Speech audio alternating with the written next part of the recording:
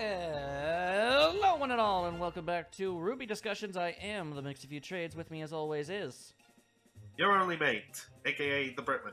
It is the Britman, and we are here to talk to you specifically about Volume 7, Episode 2, A New Approach. Things happen! That's it. That's the episode. Goodbye. I mean, technically, you could say that. I see a lot of people complaining about how this episode didn't have anything happening in it, and to them I have to say, well, first of all, yeah, dum-dum. Second of all, just because... Like, I've heard people call this episode filler, which makes no sense because it progresses the plot, which is literally the antithesis of what filler is. I've actually heard people say that about whole volumes. Ah, yes, filler volumes. You could totally remove the entirety of Volume 5 out of the rotation of the syndication of the series, and you wouldn't miss anything. Definitely. Yeah, here's the ending of Volume 4. They're on the way to Haven. But Volume 5 is filler. I'm skipping it. Yeah, filler. Let's go to 6. Wait, Team RWBY's back together? What happened? Apparently, that's deemed not important enough. Ugh. Anyway, in the last part, everybody done got themselves arrested. Yep. Because we kind of forgot, like, yeah, laws are a thing, and they're not, official huntsmen and huntresses yet. Legally, this is a true thing. Nora is gnawing on her restraints, which I find hilarious. That is hilarious. I love it. So, like, Ruby's just kind of looking around at everybody. Everyone is in various levels of worry. I think... I'm not sure if Ruby was deliberately looking at Weiss, but seeing as how Weiss was looking back at her, I think it was like, oh no, is she going to end up getting sent back to her family? Because I feel like that's probably what Weiss is thinking. Yeah, that's like the biggest worry in this whole scene, really. I mean, that's the immediate worry that I feel a couple people would be feeling, so... No, the two big worries are, like, Weiss is going to get sent back to her family, and the other worry is Blake is going to get sent away from everyone just because she's the only fairness in the group. Because of racism. Yeah. Eventually, Ruby decides, I'm gonna break this silence. Like, what the hell what the hell's gonna happen to us? Prison, probably.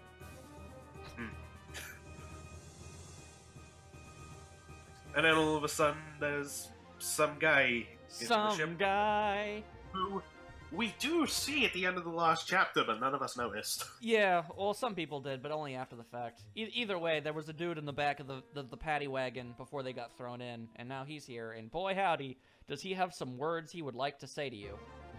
Yep. He is a very loud and angry man. Mm-hmm. Which I will admit, was funny. Yeah. And eventually he gets so loud, so rambunctious, and so annoying that they put the sound divider up. That's one of my... I love that so much. It's like neither of the pilots actually say anything. They just kind of look at each other and just go, click. And he starts yelling through it. It don't work. You tried. That man tried. Anyway, we learn more about Mystery Lady at the very least from this crazy man. Like Robin Hill and her happy huntresses. Mm-hmm. It's totally not obvious who she's based on. Mm-hmm. Not gonna lie though, they made it sound like a cult. Okay, yeah, that too. It really sounded like a cult. But anyway, as it turns out, they were able to figure out pretty quick they aren't going to prison. Yeah, because we're flying up to Atlas. As it turns out, there's some peoples, and they're like, hey, you ain't gotta worry about nothing. So then they walk in, and like, we're following Ruby's lead. It's all good.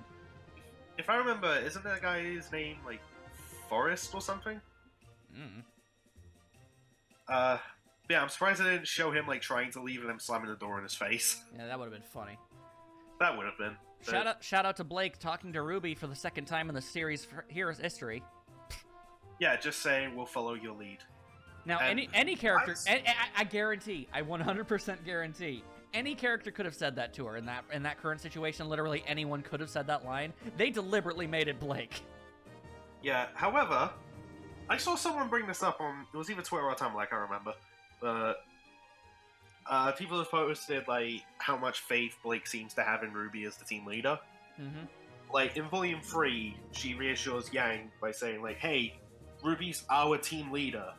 She's good. Yeah. No, you're right. But also, like, in Volume 5, they just nod to each other and they're just like, "You got this." Yeah.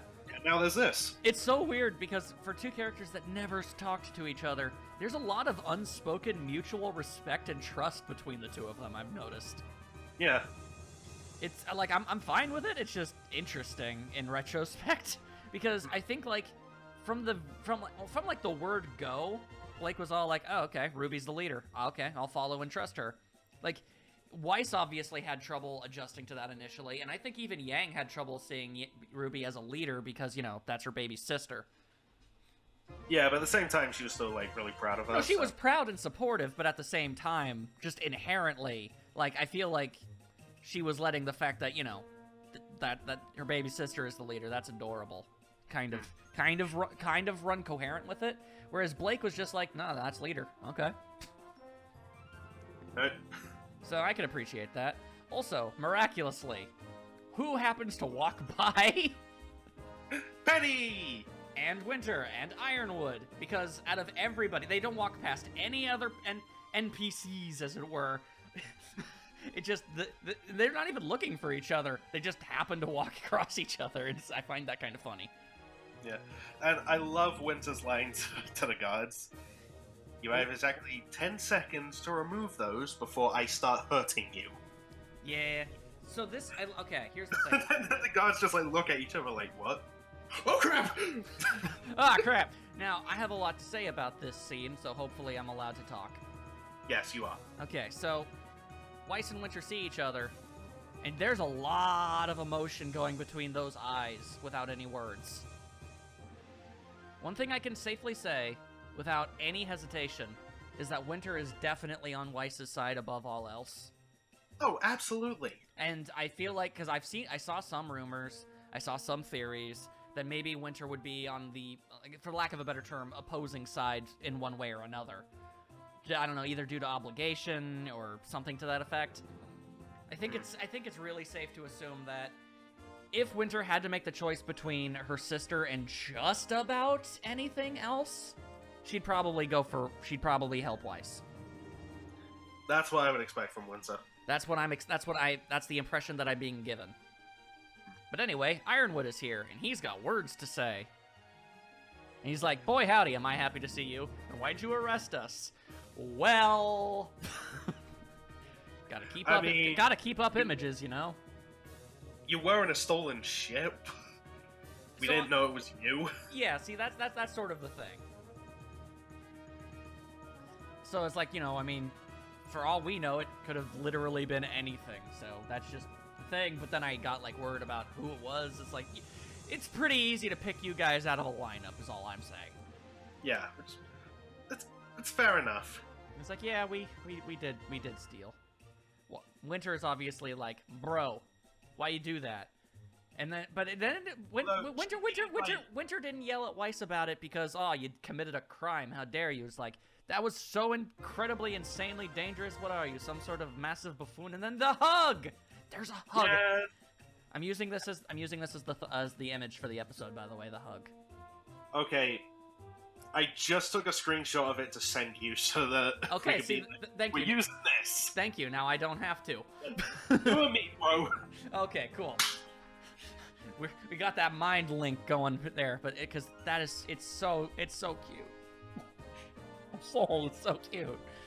And, it is. And Weiss is like, "Man, I didn't want to do crimes, but I had to survive." And Winter's able to go, "Okay." And then she gives hug back. Yeah. It's so cute. Yay, sisters. Schneesters. Schneesters? I've never heard that, but I love it. But then, of course, Winter's all like, "Yo, Crow, what the dilly?" And then he was like, and I feel like this is a very important and very well-placed comeback, is like, "Well, you tried to stop them." And in my head, I thought, you know, if the roles were reversed, and it were Winter that were with them this entire time and not Crow, the same thing would happen. She would have had no more success than he did. Probably, I would not be surprised. It's like, man, look, I wanted to stop them from doing things, but they outnumber me by a lot. Yeah. Oh, God, could you imagine if, like, they actually had to fight Winter and, like, tie her up? It's like, no, we're doing this. I mean, here's the thing. As talented of, like, hunters and military people as both Crow and Winter are, I feel like if they alone were fighting the entirety of the rest of the, you know, the convoy, basically... Oh, they'd lose. I think they'd lose. Yeah, absolutely. Like, don't get me wrong. One-on-one, I think they would win just about any matchup. Two-on-one, I think they'd still have very, very, very good odds. But once you reach 3-on-1, things are starting to get very unlikely for them. Yeah. But, like, if Crow did, in fact, want to go against them and stop them, he would have to fight RWBY, Weiss, Blake, Yang, Oscar, John, Ren, and Nora. And that is not an easy fight. No, it would not be. Even as, like, trainees, they're all obviously very powerful. Yeah. Like, hey, I've looked into, like, stats for Team RWBY. Mm-hmm. It gets ridiculous. I mean, that's just main character power right there. Oh, and then, okay, just to move ahead, we learned that Ironwood totally told Penny and Winter pretty much about everything that there is worth knowing about. Yeah, I still love, like, Penny's whole, like, ooh, is it about the relics? And she has that massive smile. Yeah, Penny is nice. I'm glad she's back. We needed more sunshine in this show. Yeah. She's very happy and chipper for someone who died.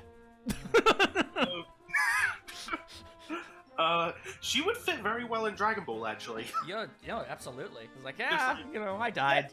Crazy day. Yeah. Death was just a minor inconvenience for me. I'm fine. Yeah, but basically, and I like the way that this is set up, is Ironwood was basically, at this point, is like, I needed, like, some people I could trust and talk to about things. Ozpin is gone. Yeah. And I find it incredibly, actually, rather touching that those were the two he felt he could trust enough to tell them. That's pretty great, actually. I mean, Winter especially. Yeah, I mean, Penny is Penny, and of course she's not going to betray anybody. Yeah. And, I mean, they obviously have a good relationship, Ironwood and Winter, but at the same time, the fact that he was willing to trust her with all of this, considering not that long ago, she was shooed out of the room for stuff like that. Oh, yeah, I forgot about that. Mm-hmm. During that conversation, she was the only one who was asked to leave. Yeah. But now she's in the loop. Unfortunately, this does in fact confirm that Winter is not the Winter Maiden. I get that it would have been on the nose, but it undeniably, it would have been pretty cool. I'm not sure if it entirely does. I mean, I guess they could be keeping it a secret. Yeah, and also, did you notice exactly how fast she responded to when asked about the Winter Maiden? That's true. That's true. Right away. Like, no hesitation, no pause. Like, instant. I suppose it's possible. That's why I'm keeping her as, like, a potential candidate. Okay, I mean, until we actually straight up see the Winter Maiden, which I feel like it's safe we're probably going to see them this volume. It's been a while since we've seen a Maiden. Although I heard a pretty good theory on who it could be. I mean, at this point, it seems like it's either Winter, that new girl, or I guess maybe the Shmi mother. Those are my top 3 candidates. Yeah, so unless it's either one of them or someone we've never met before. Watch it secretly be Neo out of nowhere. That would be so stupid. but I mean, if it happens, it happens. No, that's not true. I mean, if she was a maiden, she would have just used her crazy powers when she was fighting Cinder. Yeah, but then how much attention would that have attracted? Fair, that's true. I guess we'll find out soon enough. Yeah. Anyway, so Ironwood has this crazy plan. It's a pretty great plan, honestly. But, it's not going to go well, though. Yeah, I know, but yeah, you know, I talk a lot. You go ahead and summarize it. So basically, Ironwood's like, hey, so we've been working in the shadows, like, against Salem this whole time, and the world doesn't know about her. Let's tell the world about her. At the very least, it does sound like he put a lot of thought into it.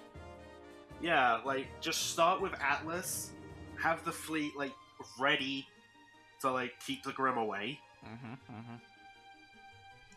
And then they'll work on the rest of the world. You do have to wonder and ponder to yourself. It's like, what would happen if Ironwood just sort of stepped up and said, all right, so, for millennia, like, since long before actual recorded history, there's been this lady, we'll call her Salem, and she's been working real hard to kill and murder everything everywhere. In fact, she's responsible for the Grimm existing in the first place. Like, So, really, yeah. you do have to wonder just the level of freakout that would instill. That would cause I guess so much freak out. I guess it depends entirely on how you phrase it. Yeah. It does. But, we also learned that, Amity Arena, or, I'm sorry, Amity Coliseum, as they put it as well. It's either or, let's be real. Okay, this part of this part of the plan, I very much like. Yep, reusing it to be a new communication tower high above, the clouds. It ain't gonna be no communication tower. It gonna be a communication satellite. Yep. That is so smart. The Grimm could not actually get that. That is awesome. Yeah, and it would open up global communications again, which, let's be honest, is something that the world could really use. yeah, although, I was thinking about this, like, immediately after I reacted to this episode. What's that? It's like, the plan is for Ironwood to, like, tell Atlas about Salem. Watch her show up, like, in Atlas That would be when it happens. That would be terrible. I'm gonna be honest though, I didn't know Amity Coliseum was the communications tower. I did not know that. Well, no, it is now because they, like, repurposed it. Oh, okay, that's not what it was, but they're making No, it it was into just it. Okay. It was just a floating arena. Okay. It is a very cool arena. Yeah. It's also a fun game. In stores now. Anyway. Well, it's free as well. I know, but still. It's just funny that you'd say that. Anyways, I know. so the satellite idea, very smart. Yep. And for as obviously risky as the rest of the plan is, I get where Ironwood is coming from at the very least, and it's not like this is a random decision he decided to just throw out and do, it's like, yeah, let's just do it.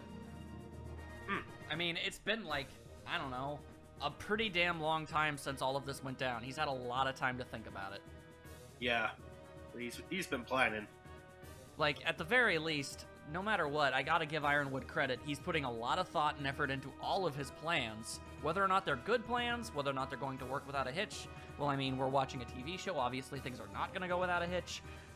But I can definitely say he's in every action he's made, his heart's in the right place. Assuming he still has one. I don't know how much of a cyborg he is.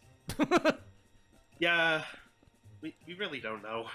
It could be so much, it could be so little. Actually, talking of not knowing much of Ironwood, can I mention a thing I told you about on Twitter? Yeah, go for it. So, this might sound unrelated, but trust me, it all comes back together. So, I was watching Spider-Man Far From Home, and there's this scene where Mysterio, Quentin Beck, tells his group that Nick Fury is the most paranoid man on the planet. Justifiably so. Yeah. And then it got me thinking, wait a minute, hold on. So, military leader, works in the shadows, super paranoid. Has gun. Would Nick Fury versus Ironwood, be fitting? And I said, in the context of a death battle, he means, and I said, Yeah. on surface value alone, yes, that does seem very thematically appropriate. The only problem is we don't know the full extent of Ironwood's fighting capabilities. We assume he's pretty good, but we haven't. Or even just we haven't seen it. Or even just how much of a cyborg he is. Exactly. We don't know the full extent of his abilities, his stats. We don't know anything. We saw him. Yeah. What we have is he survived a plane crash, and he's got a really big gun.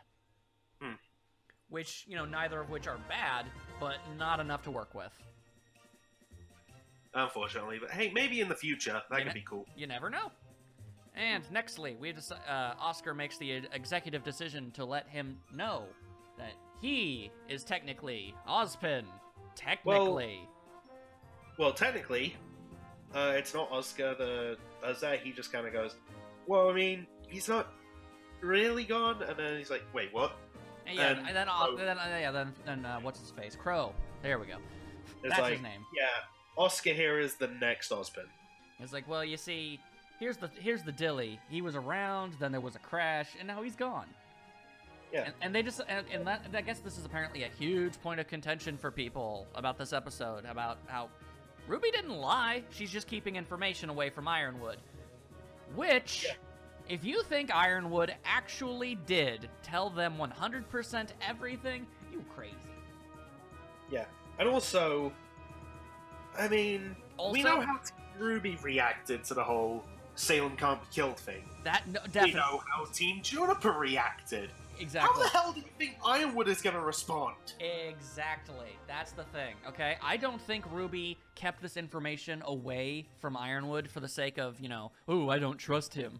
I think she kept it away from him because in the previous episode, she was the first to note how tired and clearly not in the best place right now he is. So here's an idea. How about we tell him that basically all hope is entirely lost? I mean, that seems like a great idea. Let's heap that on top of him.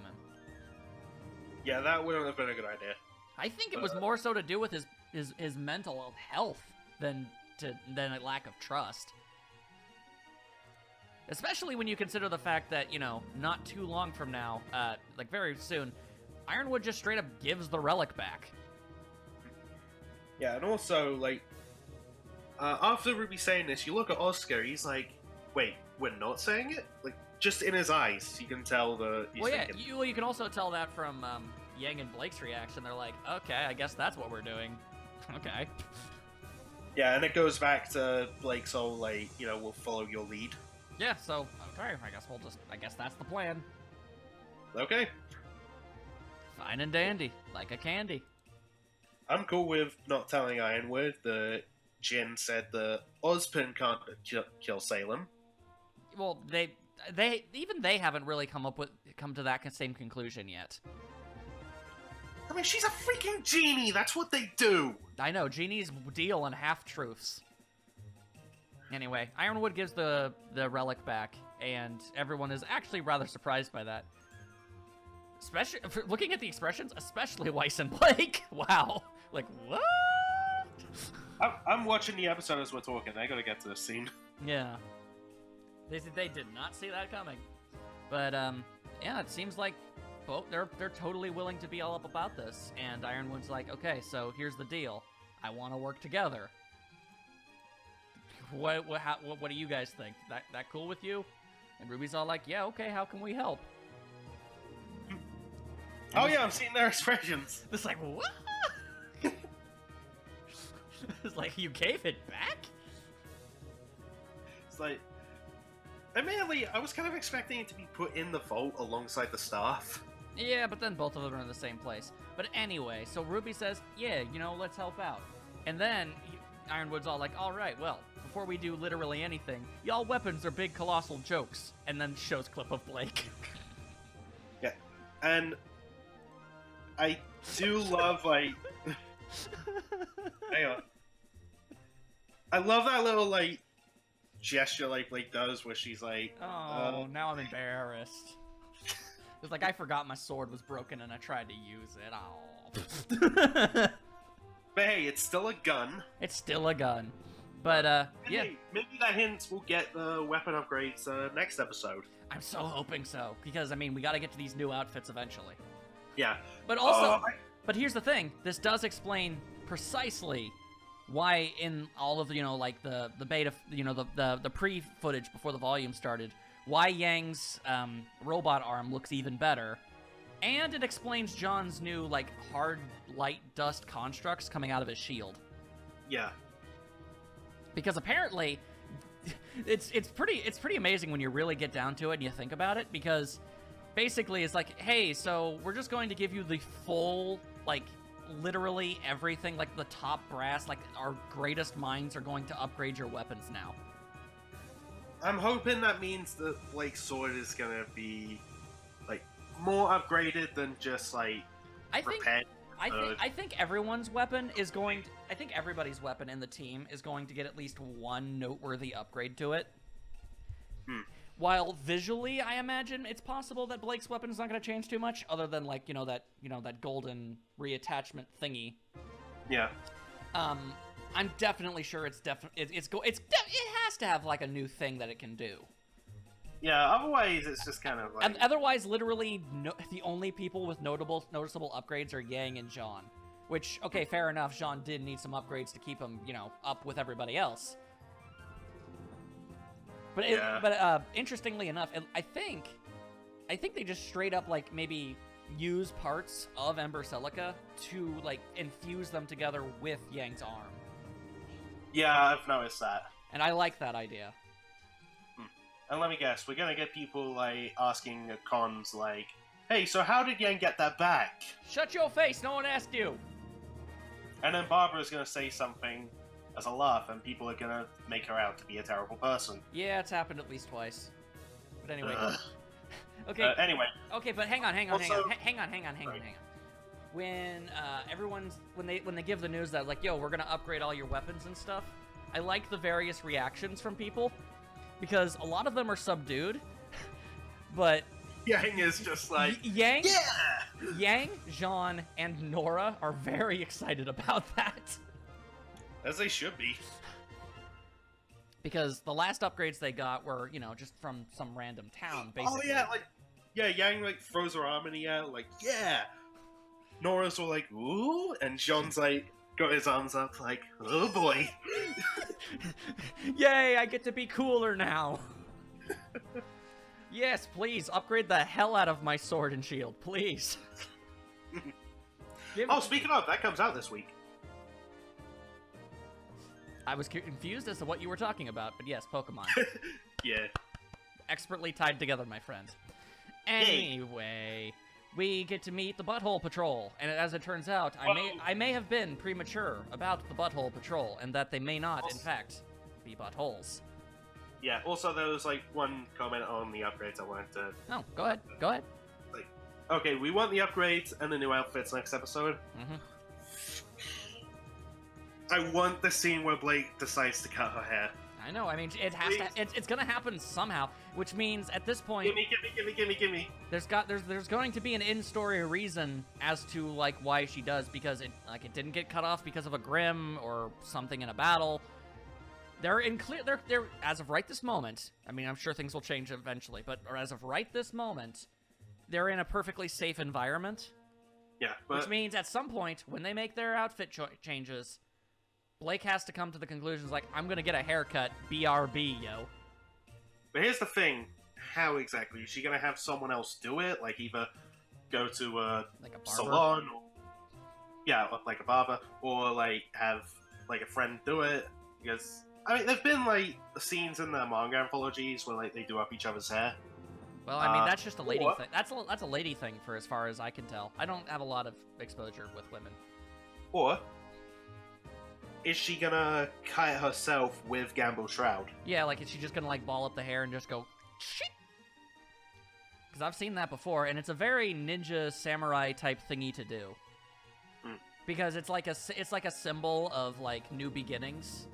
Yeah, and rebirth. And if she wanted to, like, officially, christen her new life, like, away from all of her past and going forward as, full-on Team RWBY, it would make sense for her to do exactly that. Yeah. And considering her hair isn't in, like, a new style, and instead just kind of looks like a good chunk of it got, like, lopped off and now it's in a bob, I think it's actually going to be her cutting her hair off. I think so. Yeah. Now, you know what? I'm not making that comment. I'll tell you off camera. Yeah, you better. Anyway, so like I said, the Butthole Patrol. That turns out they're actually... Yeah. It turns out they're actually pretty nice.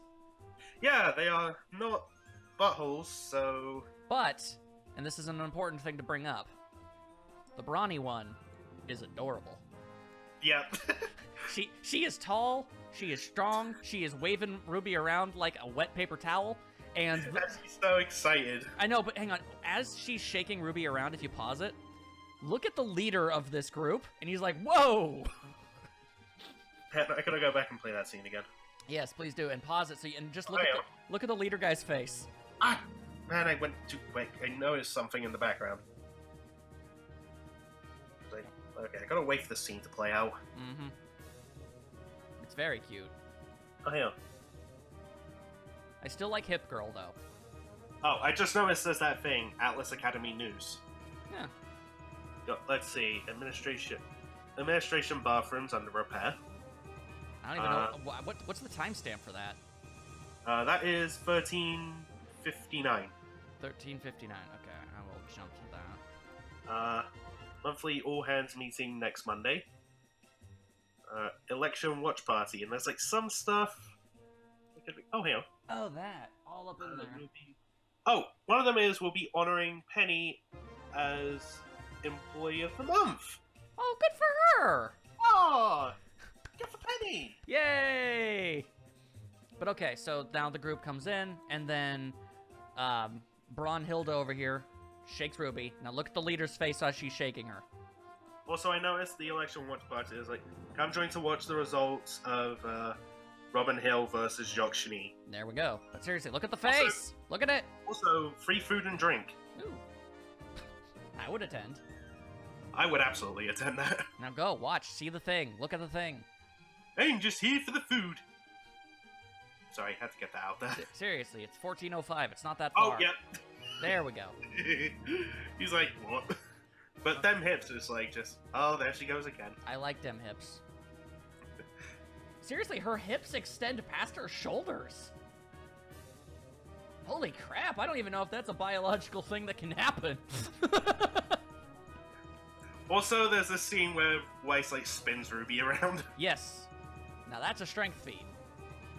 I don't care if it's supposed to be a joke. That's my law.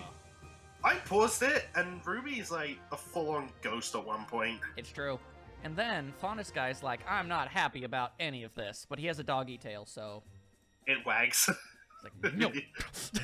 So, clearly, he is also happy. Yay!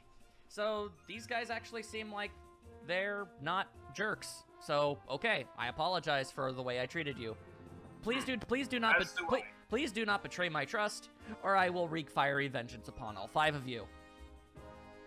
Or hurt Weiss, in which case he will do the exact same thing. Indeed. I mean, I might forgive at least a couple of them. Depends on whether or not it's all complacent or not. What? Now that I got a better view of them hips... They're gigantic! You're right. They go past your shoulders! They do! That's not a thing that I think hips do! Like, excuse the crassness of the situation, but that's literally the definition of birthin' hips. Huh. To quote The Simpsons, yon child could cartwheel out. Yeah, and now we got this overhead shot, and the reason why I'm bringing this up is because I somewhat noticed this, like, when I was reacting to and recording the episode, but I didn't really comment on it. Yeah, there's a bit of an uh-oh. Yeah, I was like, wait, is that... Nah, you know what, I'm probably just seeing things. But, no, if you pause it at this overhead shot, Blake has her coat back. Yeah. So... Oops. That's a thing. The coat that is literally no longer in her... Not only not in her position anymore, but it was also, like, you know, cut in half. Yeah. And then all of a sudden she doesn't have it. So either Blake can spontaneously... Oh my god! Why shared the scarf technology? Wait, what? The scarf is back? No, but it's probably the exact same thing. I thought the scarf was back in the, like, overhead. No, but that would have been hilarious. I'm double checking just to be sure. I checked, it's not there. But if it was, it'd be funny if Weiss shared her scarf technology with Blake, and so now in between shots, it can just vanish and come back at the moment's notice. You know what? Headcanon accepted. Yep. Why the hell not? Well, it's either that or because I don't know. Maybe like Blake's shadow clone thing is just like, wait, can I just shadow clone my jacket back? Oh, I can. Sweet. Yay! And Penny is very happy, and she would like to have people follow her. because I guess we'll be staying at Atlas Academy for a while, which is a lot like Beacon. Close enough. Which is a lot like Beacon, except with the notable difference of its color scheme. Yeah. It's all blue and white, and that's a much better color scheme than Beacon's red and other red. And then this scene. we got this scene where Crow's like, Crow's like about to walk off, but then I was like, "Hey, Crow, hold on a minute. I meant what I said. It's good to see you, bro." And then there was hug. And there was they hug. They hug. So, should we just say ship confirmed? Yeah, I mean it's as confirmed as any other ship ever made. And like, just the look in Crow's eyes, he's like, "Wait, he feels the same way?" Like, don't fight it, Crow. Just accept. I interpret it as more so of, okay, well, in the long line of things I was expecting, this was not one of them. I know that is the actual case. I'm just having a laugh. And now everybody is very, very sleepy. Yeah, because Penny's tour is going on for Also, quite a while. I hadn't realized this. I thought Nora just fell over comedically for the sake of it, but if you look at the scene just before she falls over, she's actually already asleep and just leaning up against Ren. Which means that's just follow through. She just slides off. Thunk. Adorable. Yeah. And then something with Watts happens and the episode ends. Well, hang on. I also noticed something. It kind of harkens back to what we were talking about, like off camera, just in terms of like animation stuff that you notice like when you go back. Yeah. Yeah, it was like back in Volume 1. There's a scene where like all of a sudden, like Blake and Gang like right next to each other. Mm-hmm. It's like, yeah, they're apart, and then the very next scene, or like the next frame, it's like, boom, they're smushed together. I mean, that's just staging. That happened here as well. Well, yeah, it did, but that's because it kind Or of. it could have been. It kind of It was to make sure that everybody was in the shot. I was thinking it's either that or just perspective. It's a combination of both, really, but it's like they deliberately reframed things so that you could see the tired reactions of all of them. Fair enough. And that's the end. Yep, and that's the end of the episode. Yeah. Also, we should talk about how like Watts is kind of just controlling everything with just his ring. Yeah, I know. Whatever. It's like you ever see or play that game Watch Dogs where you just hack everything? I played it. I wasn't really that into it. No, nobody was. It was a pretty crappy game. But the point is, he's basically just doing that. Yeah. Also, but with a ring, not a phone. Yeah. Also, Scorpion Man is also running around, and we're gonna have to deal with them. But blah blah blah. I don't care. Yeah. And I saw end someone. End of episode. I saw someone point this out about the Tyrion scene. What up? You remember we talked about it in the bulletin board? Missing journalist found slain. Yes. What if that's who Tyrion murdered? It's possible. He is a crazy man. Plus, we don't know exactly how long they've been in Atlas. Yo, one of the pilots was voiced by someone named Billy B. Burnson III. Wait, really? Yes, and starring the voices of, right under, like, the majority of the characters is pilots. Billy B. Burnson III. Yeah, check this out. Wait, have I skipped past it? Then I have. You have, you fool. Look what you've done. There we go. There we go. Pilots. Yeah, Billy Burnson III. I don't know if that's an alias or not, but I like to think that it's not. Okay, also, we actually get the names of, the Aesops. Yeah. We've got Clover, Elm, Marrow, Harriet, and Vine. Oh, yeah. I forgot. Watts is voiced by Sabat. Yeah, he is. I'm not used to Sabat playing characters that aren't, like... Vegeta and Piccolo. No. Visual spectacles, I guess. Basically, almost all of Christopher Sabat's characters are usually, like, imposing physical threats. Whereas Watts is, the cold, calculating type. Oh, yeah. So, I'm not used to him playing that type of character, so that's why I forgot. Oh, fair enough. He's usually, I'm sure he's probably played somebody else of that same ilk, but I'm not used to him playing, like, the Hacker Man. Like, usually he's someone like Vegeta or All Might, Yeah. Also, I want to give a big shout out to, like, Tyrion's voice actor, Josh. Yeah. Oh my god, just the way he plays Tyrion in every scene. This dude is terrifying. Yeah, but he's also having fun. And you know what's actually weirder? This dude also voices Armin in Attack on Titan. That is weird. But Yeah. they are both psychopaths, so it makes sense. That is not how I would describe Armin, but okay. Statement made. Also, I'd like to shout, if you were shouting out names, to Dawn M. Bennett, who is playing Elm, who I guess is the brawny gal, because I know her, and she is a really nice person, and it's awesome that she gets to be on the show. Oh yeah, that is cool. So, bada bing, bada boom, there you go. Yay. That is Volume 7, Episode 2. Good times were had by all. Yep, and I hate to like take this to a slightly worrying topic. What, you mean RWBY Rewind being dead? Okay, yeah, that's a thing too. RWBY Rewind is dead! I'm sad now. But what were you gonna say? Yeah, so you know that whole, like, Penny being back and people being like, shouldn't she, like, not remember anyone and blah, blah, blah. We were saying, like, yeah, let's have a nice thing, okay? Mm-hmm. Another thing got brought up, and it's to do with, what's even saying he wrote the code for Atlas. Mm-hmm. What if he hacks Penny and, like, turns her against everyone? Why do you have to be this way? Why are you this way? I'm actually worried that's gonna happen. You're a monster. Why did you say this? I'm sorry. You're a bad person, Mark. A bad person who sent you a nice gift. Yes, you did, and I'm thankful for that, but also, why'd you have to make me sad? Because that's totally a thing that's gonna happen now. Damn it. Why does Penny have to be a damn robot? It worked in our favor the first time, but the second time I'm not so confident on. Remember, what's gonna overcome this hack?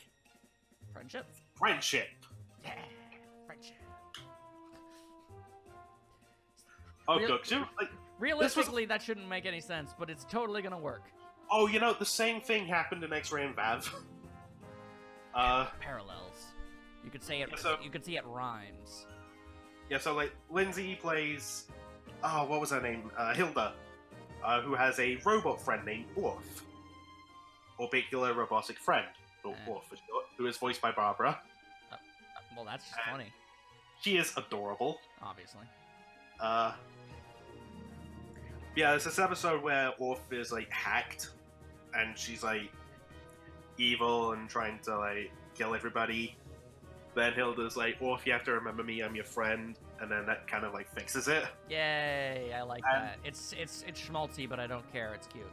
No, in fact, the guy who like hacked Orf and is like the villain of that episode is like, oh, where's this Disney BS? Could you imagine that happening with Watts? That would be pretty funny.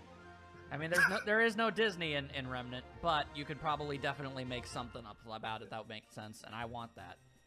And I know this will not happen, but the guy tells Orf to like destroy her, like I am your master, and she's like, this guy, enemy, is like prepares to attack, and he's like, oh, poopy.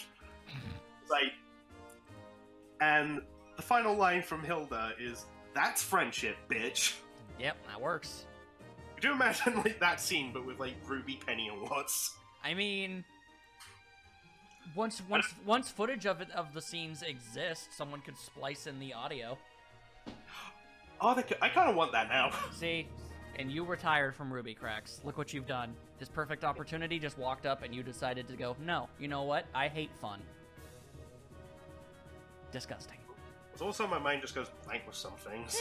My mind goes blank with things. Don't make me do stuff. That's you. That's what you sound like. Anyway, next episode. Hopefully, weapon and outfit upgrades. And I want Blake's haircut. It'll probably happen at the same time, dude. I know, but I want it. If anything, she'll probably get the haircut first. That wouldn't surprise me. And then we'll get... Oh, Hey, will she do it in private and then we'll get everyone's reactions to it? Or will she do it off screen and we don't get any of that? Why must you do this? Because you did the same thing to me, you chump. Anyway. Okay, fine, we're even. Anyway, we'll see you next week, I guess. Bye.